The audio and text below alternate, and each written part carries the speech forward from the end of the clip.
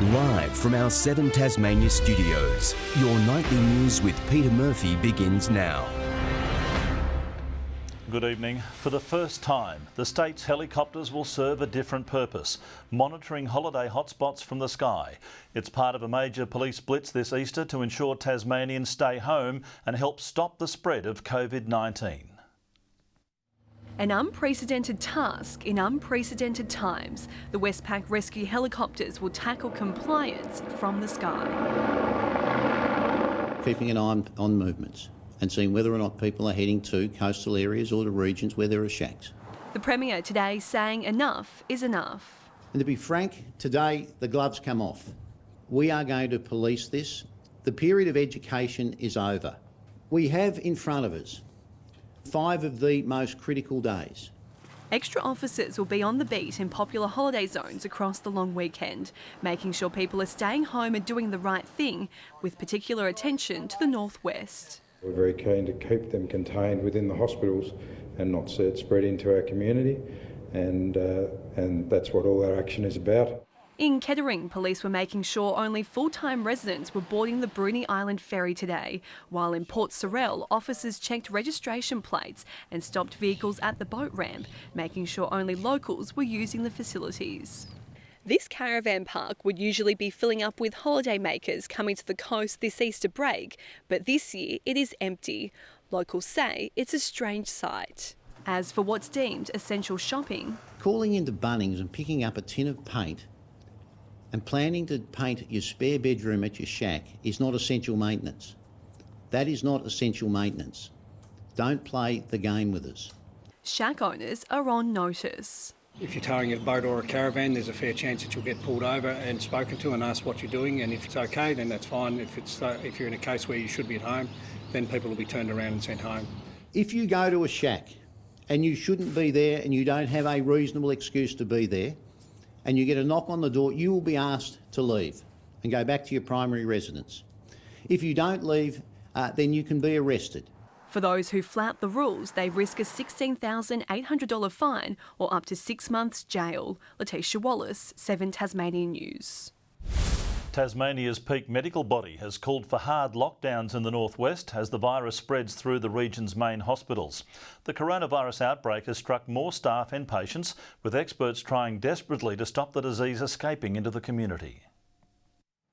More bad results coming out of our testing labs. The hospital at the epicentre of the coronavirus outbreak recording even more positive tests overnight. Now 23 cases related to northwest hospitals. 2 of these are close contacts, 15 are healthcare workers, 5 are current patients, 4 of whom are at the Northwest Regional Hospital and 1 is at the Mersey, and 1 has been discharged. We have 23 separate timelines that have to be aligned, and by doing that and identifying the points of contact between patients and staff, that's how we would be looking to identify the process of transmission. An outbreak management team bolstered once again to track the disease's spread between the Northwest Regional and Northwest Private Hospital. But staff numbers are already dropping as more people are sent away to self-isolate. Through contact tracing and roster review, there are now approximately 60 staff members stood down in the Northwest Regional Hospital. The systems there are all built around trying to prevent this sort of spread in that setting, and so it's highly concerning. We will be looking at redeploying staff from the Mersey who have volunteered to assist the Northwest Regional Hospital as appropriate. The private hospital's management saying in a statement it will be guided by public health on accepting patients from the public system in coming days. Hobart's Private says it's taking similar precautions. We're looking at our planning and how we're working with the public sector to make sure that all our facilities and resources are ready in case there is a wave of patients, and we need to help the public sector to manage patients. But doctors on the northwest want a much stricter lockdown to stop the spread, calling for roadblocks, questioning everyone coming in and coming out. Rather than just random pullovers, what are you doing, but actually pulling everybody over at a roadblock and really asking them to justify what they feel they're doing. Tasmania has now recorded 107 cases of coronavirus. 48 people have recovered. Michelle Wisby, 7 Tasmania News. The federal government passed the $130 billion JobKeeper wage subsidy, aiming to keep people employed during the economic downturn. It's welcome news for support services that are seeing the struggles of Tasmanians, but unions are calling for an extension to help casual and foreign visa workers. Quiet streets, empty shop fronts and long lines at Centrelink, an all too familiar sight in recent weeks. Thousands left without jobs as business shutdowns roll out across the state. But there are more measures being rolled out. Measures like the caps on people being evicted and also the new JobKeeper allowance have really kept people quite well supported. But I think people are nervous about the change going forward. Overnight, the JobKeeper allowance passed, providing affected businesses with subsidies to continue paying their workers. Overall, unions welcome the measures to keep employees attached during shutdowns. That notwithstanding, we cannot sugarcoat it and we can't ignore some of the glaring omissions from this particular package. Casual workers with limited time at their current employer and foreign visa holders aren't covered.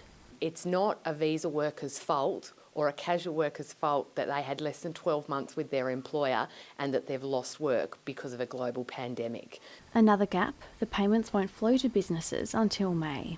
We are working very closely with businesses to ensure that we can provide, if necessary, bridging loans and support to enable them to keep their employees attached to their businesses so that they can benefit to the maximum extent from this program. We want to be compassionate, we want to be respectful of each other, and we want to be kind in the way that we operate. So, if we all apply those principles, then I think we'll get through this. Ebony Ablett, 7 Tasmania News. A 19-year-old man has been sentenced to 5 years in jail for a fatal one-punch attack at a Hobart nightclub. Beau Wayne Kelly pleaded guilty to manslaughter over the incident, which claimed the life of Dr. Stuart Williams in February last year. An incident here at the Mobius Lounge Bar in February 2019 left one man dead, and now another man with a significant time to serve in jail. The victim, Dr. Stuart Williams, received a single punch to the face, causing significant facial fractures and bleeding. He fell and was taken to hospital, where he died 6 days later. Last week, the accused, Beau Wayne Kelly, pleaded guilty to manslaughter over the alcohol-fuelled incident, facing sentencing today. Justice Michael Brett saying Mr. Kelly's actions not only caused the death of Dr. Williams, but permanently affected the lives of many others, and he was satisfied that Mr. Kelly had learnt a painful lesson, one he will live with for the rest of his life. In sentencing, Justice Brett said he doesn't consider Mr. Kelly a significant risk of committing this type of crime again, but needed to take into account the sanctity of human life and the consequences of his actions. Beau Wayne Kelly was sentenced to 5 years imprisonment, with a non-parole period of 2.5 years. Ebony Ablett, 7 Tasmania News. A man who allegedly broke strict isolation measures after he returned to Tasmania has been released on bail. Richard Tohina Pollock faced the Launceston Magistrates Court on 5 counts of failing to comply with directions of the Director of Public Health. A lawyer for the 50-year-old said her client intended to plead not guilty. Mr. Pollock will face court again on May 6. Launceston will have no passenger flights to the mainland for the next week as the virus crisis cuts deeper into domestic travel. Only Sharp regional airlines will continue to operate passenger services on its Tasmanian routes from the airport. In a statement today, Launceston Airport said its next mainland flight will be the QantasLink service to Melbourne on April 16. Daily freight services will continue though. Some of Tasmania's world-renowned fresh produce is finally back on its way overseas after months of border lockdowns. A new government initiative is helping connect struggling farmers, fishers and special freight flights to Asia, and our produce has been sent in the very first shipment. Loading up cargo for a freight flight that could save a business. It's the first of many special trips from Australia to Asia, aimed at getting our trade back up and running. And the first shipment is filled with Tasmanian produce. Our prime focus first and foremost is on premium, high quality agricultural products that need to get quickly from the farm gate, from the ocean, into, of course, the markets and onto the plates. Most domestic and international passenger flights have been slashed, meaning less transport of freight in their cargo holds. The new flights are part of a $110 million package aimed at helping exports, twice weekly, connecting producers with freight companies. The reason why this program has been successful, in particular in Tasmania, is because our product is in demand.